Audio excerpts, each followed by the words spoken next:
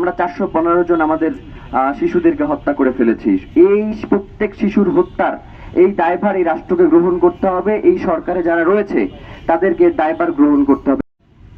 55 বছর পরে এসেও আমাদের দেখতে হয় যে আমাদের মেডিকেলগুলোতে প্লাস্টিকের বাটা দিয়ে অক্সিজেন মাস্ক বানিয়ে তারপর শিশুদেরকে অক্সিজেন সরবরাহ করা হচ্ছে। অক্সিজেন মাস্কগুলো কিনবার মতো সামর্থ্য আমাদের নাই।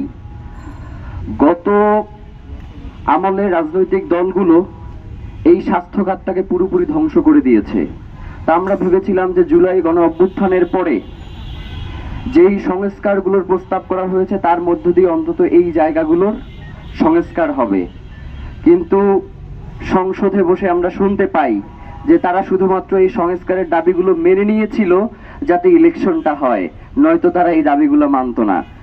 হাজার হাজার শিশু মৃত্যুবরণ করলেও তাদের এই ক্ষেত্রে কোনো কিছু যায় আসে না।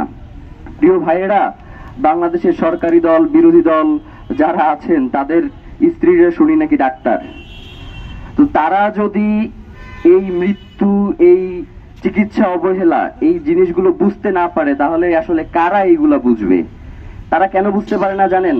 কারণ তাদের সন্তানরা তো বাংলাদেশে চিকিৎসা গ্রহণ করে না। তাদের যেমন মার্কিন যুক্তরাষ্ট্রেও কিন্তু হামের সংক্রমণ হয়েছে। 2024 থেকেই মূলত হামের প্রাদুর্ভাবটা বেড়েছে। তো মার্কিন যুক্তরাষ্ট্রে এখন পর্যন্ত 1000-এর অধিক যারা হামে সংক্রমিত হয়েছে, এর মধ্যে একজনও মারা যায় নাই। তাদের মৃত্যুর হার 0।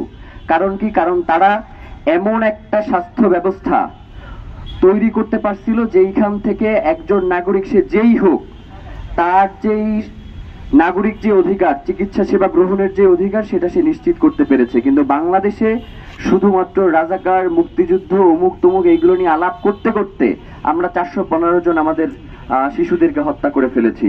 এই প্রত্যেক শিশুর হত্যার এই দায়ভার এই রাষ্ট্রকে গ্রহণ করতে হবে, এই সরকারে যারা রয়েছে তাদেরকে দায়ভার গ্রহণ করতে হবে। পারস্পরিক কাদাছুরির মধ্য দিয়ে কোনোভাবেই এইখান থেকে এড়ানোর কোনো সুযোগ নাই।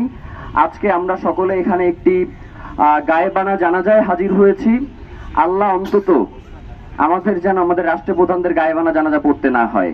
মানে মাঝে মধ্যে মনে হয় যে তারাও মরে গেছে, তাদেরও গায়েবানা জানাজা দরকার। তো আমরা আমাদের রাষ্ট্রপ্রধানদেরকে বলি যে আপনারা অতি দ্রুত এই ব্যাপারে যথাযথ ব্যবস্থা গ্রহণ করুন। স্বাস্থ্য খাতে জরুরি অবস্থা জারি করে কিভাবে সবাইকে সঙ্গে নিয়ে এই পরিস্থিতি মোকাবেলা করা যায় সেই সিদ্ধান্তে আসুন। সবাইকে অসংখ্য ধন্যবাদ। বাংলাদেশ জিন্দাবাদ, ইনকিলাব জিন্দাবাদ।